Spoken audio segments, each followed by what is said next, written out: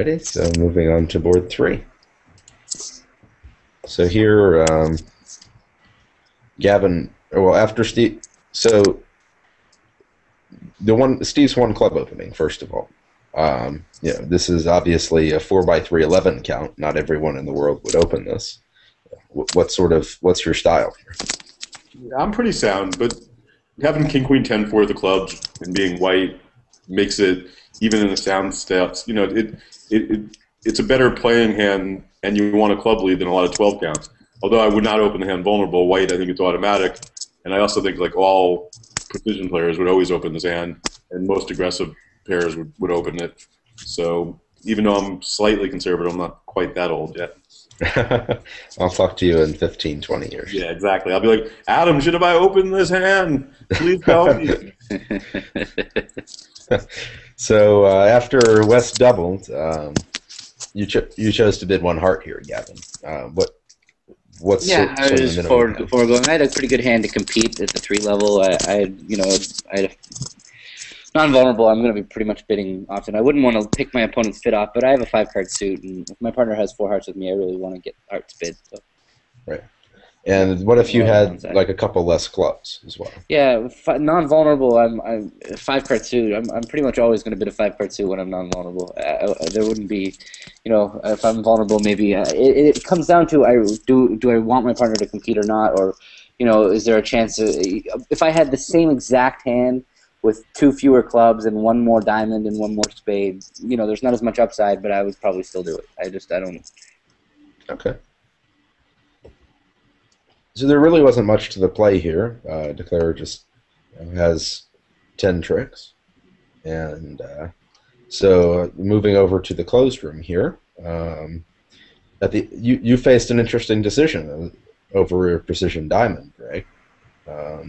Yeah, it's very different when South opens a diamond. Jason and I are a brand new partnership, and we knew we were going to be facing precision pair, but we didn't really discuss doing anything fancy over 1 diamond. In fact, we specifically agreed to just treat it as a natural 1 diamond call. So I don't have a double available here to just show majors. I'm not even sure I would do that even if I did have that available. I feel like I didn't really have a choice of overcalling 1 heart. The passing seems really bad, and my hearts are strong enough that I wasn't unhappy about doing it.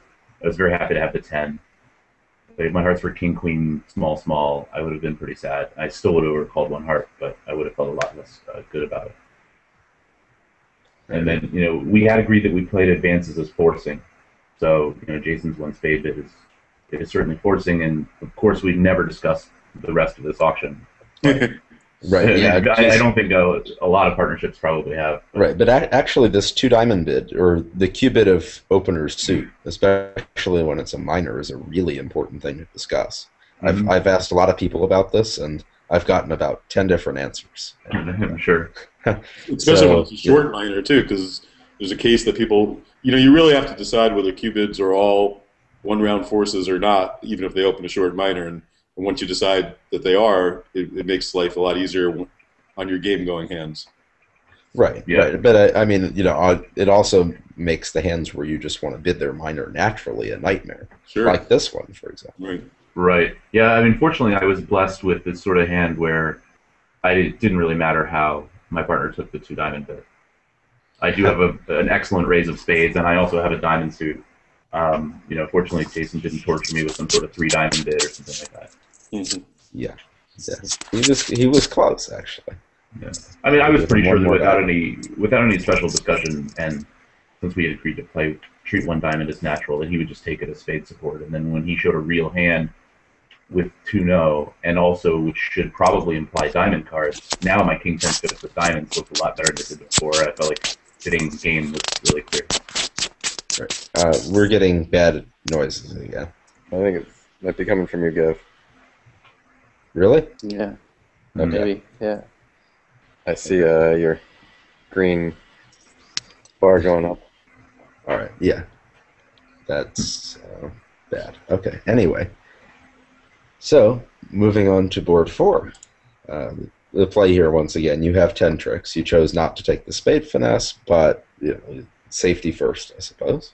I'll just go back one second. Yeah, Jason, what did when Greg bid two diamonds? What were you thinking? Because I would just be thinking it was a general good hand. I was wondering. I thought it was a general good hand as well, and then I just figured my first priority is to show my values and the diamond stopper. I got to do both with 2-0 and kept the 3 level open if he wanted to clarify where he was going. If he really wanted to show diamonds and hearts, he could bid 3 diamonds, which I would then take as natural.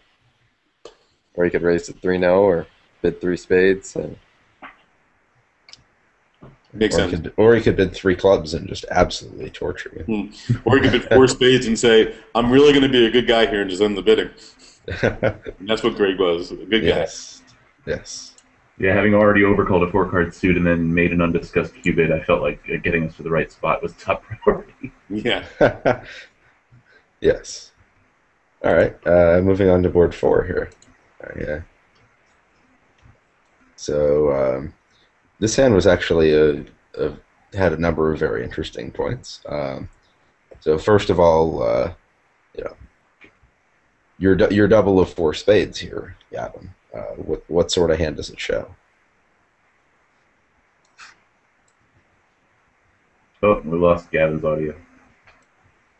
Gavin, I we think lost. in attempting to fix the noise problem, he overcompensated and went dark. This is actually the most pleasant thing to do. Can we do this at Bridge Winners meetings? Can we just mute Gavin? Yes, we can. I hope that taking my headphones off, that was clearly causing a problem. I hope it doesn't affect the sound another way. So, It's so when I open a heart, I hadn't shown my hand, so I need to show my extra values. The difference between bidding 5 diamonds and doubling is my opponents are vulnerable, and I can't make 5 diamonds in my own hand by any means, and you know, I'm missing 4 or 5 cards that, you know, 4 sure losers or whatever, unless partner can cover me. And so I was really worried that if I bid 5 diamonds, that our last plus score in the hand would be to defending 4 spades doubled. So basically, I wanted to act again, and I didn't want to commit to bidding 5 diamonds because I was worried that we, you know, if partners just got some balanced hand, like 3 little, 2 little, you know, 4 little, 4 little, or then I'm going down for 500, and we've got a pretty decent shot of beating 4 spades doubled. And if the thing is that my doubles take out in nature, so if partner's got a heart fade, or if partner's got a long suit, they're going to bid over 4 spades doubled. So I'm not really worried so much about my double just ending the auction. My partner's going to expect me to have short spades and have a hand that I really need to act again. So you know, there's 2 scenarios that could be going on. It could be a hand where they're making 4 spades and we need to sacrifice. There's a few scenarios. It could be a hand where they're making 4 spades and we're making five of a red suit, and it also could be a hand where they're going down 1 and we're going down 1. But I don't really know enough with my hand to make a unilateral decision. And Steve, you know, over my double, since my double is showing this type of hand, should bid when it's right and pass when it's right. But he's going to bid with distributional hands and pass with balanced hands. Right. Now, were you planning on passing if Steve bid 5 clubs? No, I wasn't planning on passing it. I mean, I had a really hard. I had not made my decision up whether I would pass 5 clubs or not. I knew that the thing was that at the point where I doubled, if partner bids 5 clubs, I'm not worse off than if I just bid 5 diamonds myself. So I didn't really have to worry about that decision when I was thinking about whether I would double. If I bid 5 clubs, he would just add it to the reasons he hates me. Plus that hat. Like, what is that hat? This hat was a gift from Bobby Levin for the World Championships when we went to Holland, and he gave it to me.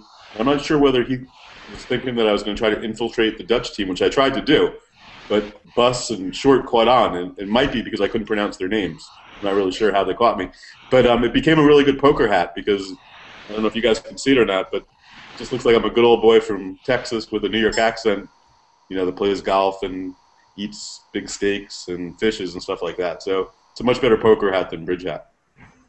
Did you try, when you tried to sneak in, did you wear an orange shirt too? No, I think that maybe that US that was the giveaway. Are not that smart. I don't think that they would have caught me unless it was really easy. Yeah, we might have to edit that one out.